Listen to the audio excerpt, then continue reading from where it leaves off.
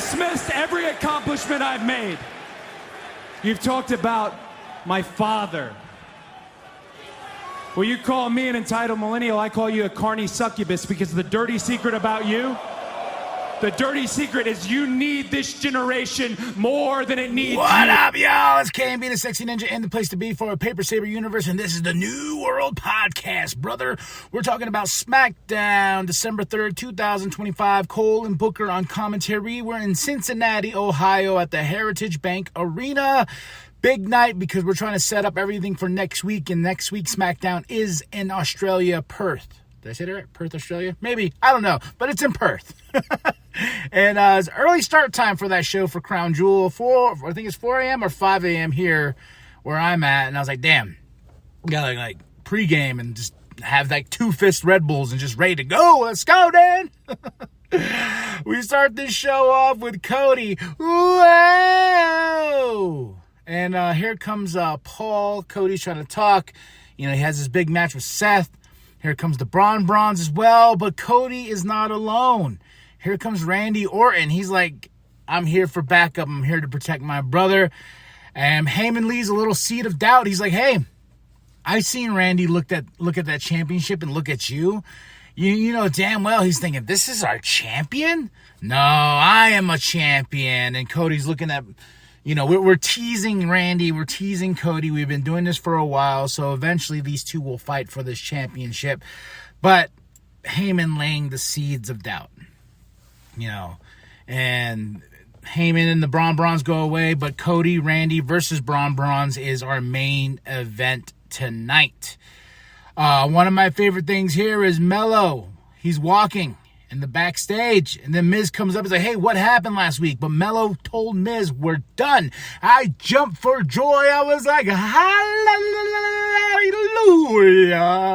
hallelujah, hallelujah. I know we got to get a few matches out of them first, you know, just because this is their feud, but I hope Mello gets over on Miz at that point, because right here Sami Zayn has his United States Open Challenge. He has one next week, and they're showing the graphic of like who could it be? I think it's our boy Oba.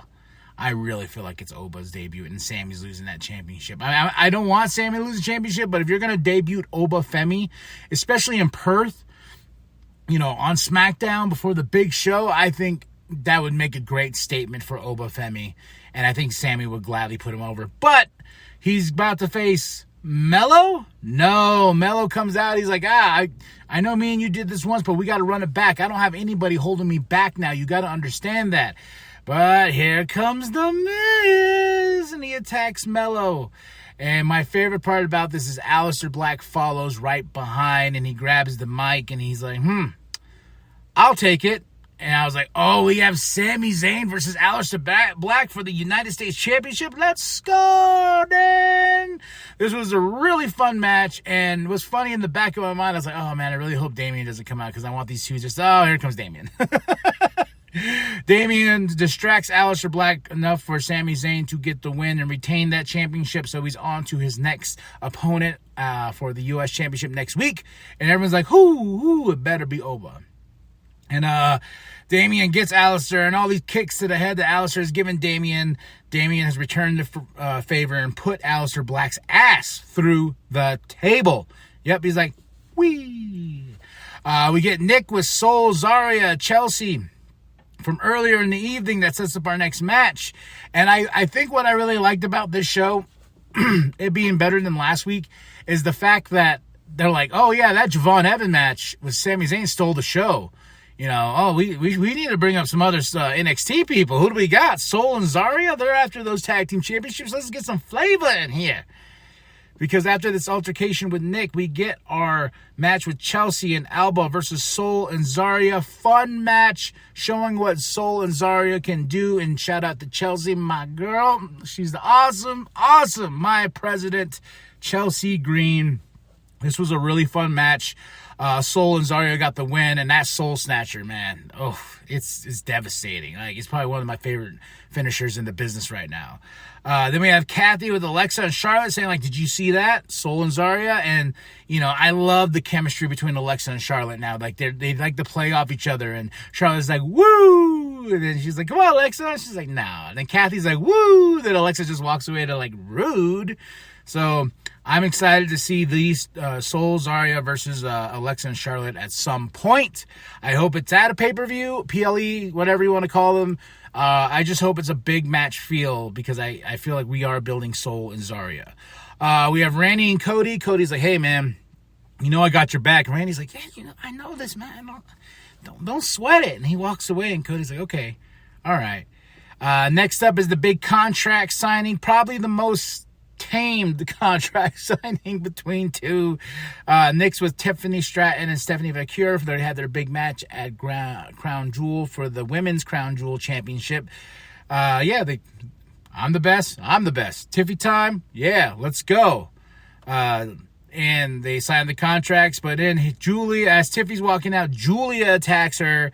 Kiana James is on the mic telling Stephanie, I can make your career. I can build you up. I can talk to the right clients. So, Nick, don't finalize that contract.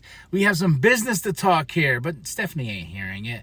And here comes Tiffy taking out Kiana. Then Julia is taken out by Stephanie. And Tiffy and Stephanie are standing strong. And I was like, this is going to be a tag team match on SmackDown next week, which it does become. So, all right. Then we have Los Garzas versus Rey Fenix and Jovan, because earlier in the show, Nick is with Jovan saying, hey, man, you got some big opportunities here, blah, blah, coming up. And Jovan's like, hell yeah, let's get bouncy. Rey Fenix shows up, and he's like, yo, dog, you know, me and you one-on-one would be awesome. I was thinking, oh, that would be awesome. But here comes Los Garzas running in their mouth. Nah. But Nick sets up this match, Los Garzas versus Rey Fenix and Javon Evans. And I'm like, bring it on. I even popped some popcorn, because I was like, I want my popcorn to be some bouncy for this match. But before we get to this match, we have my boy Jacob Fatu telling Drew McIntyre how it is. You know what I mean? Mr. Jacob Fatu. Oh, all gas, no brakes. Samoan Werewolf right here. Man, I love Jacob Fatu promos. He gets into it. He's like, but Los Garzas versus Rey Fenix and Javon, awesome in my match of the night. Man, Javon's really showing what he can do. And, you know, the crowd's really taken to him. I'm very happy about that. You know, they mentioned TNA NXT Showdown next week. That's going to be crazy. So Team TNA, Team NXT. But with this team of Rey Fenix and Javon, which I really like this combination, they beat Los Garza, and that was just a really, really fun freaking match, man. Kathy's with Damien. Damien gets interrupted by Kit Wilson, who's in a wheelchair, who wants to get rid of toxic masculinity. And so I like this little spot. Damien pushes him back down into the wheelchair, then just takes the wheelchair and goes wee, and Kit Wilson goes and Kathy's like, oh no, Damien's aye. But he challenges Aleister Black to a last man standing match next week, so you know that's gonna be a hard hitting battle. We have Solo Sikoa saying, yes, I have my monster, but we're missing something. We're missing someone. Who? We shall see. Solo looking good, though. Before we get to our main event here, we have Kathy with the Street Profits. They have another shot at those tag team championships next week on SmackDown. The Street Profits are trying to show you that they're together. They're still one. BFAB's trying to confirm that as well.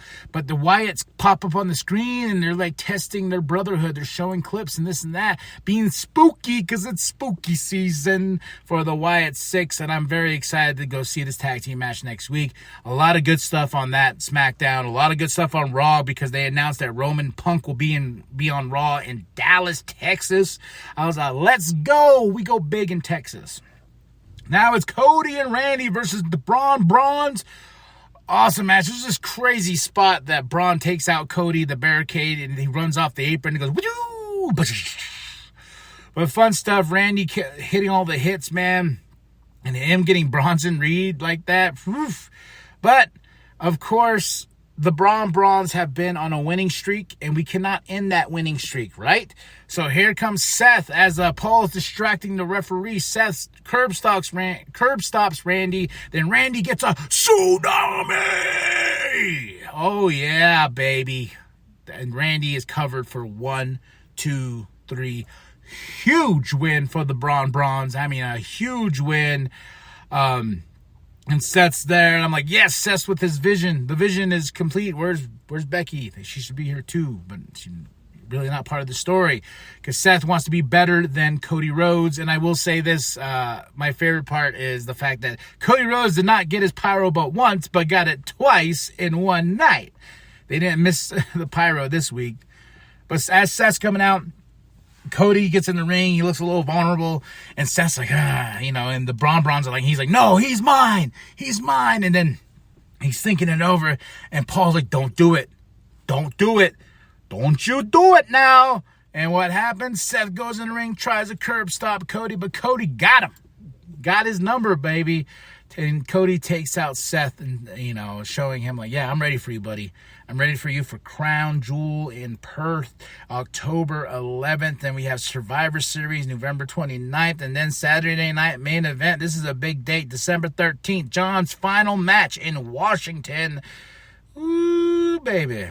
And I was trying to figure out who was the first Crown Jewel women's champion. And I was like, oh, yeah, Liv. Okay. But I wonder if Cody's going to go twice. And I don't know who to pick between Tiffany and Stephanie. I would like Tiffy. I feel like she's the more deserving, but I feel like Stephanie's going to get it. So we shall see. And it's funny, this whole Crown Jewel Championship, it really doesn't matter. I just want to see some really awesome wrestling matches, man. But this was SmackDown. I give it a solid 3.5 out of 5. My match of the night, Los Garza versus Rey Fenix and Javon Evans. Moment of the night. It is Mello dropping Miz. Like saying, nope, we're done. And I was like, yes. So, and that Jacob Fatu promo got me all hyped today. So, all right, y'all. Tell me what you thought of the show. Drop those comments below. Hit that like, hit that subscribe. Share with your grandma. Share with your grandpa. Share with the bum down at Walmart. I am KMB the Sexy Ninja. And remember that the New World Podcast is for life. Brother. Crossroads! Yeah! When it's one-on-one,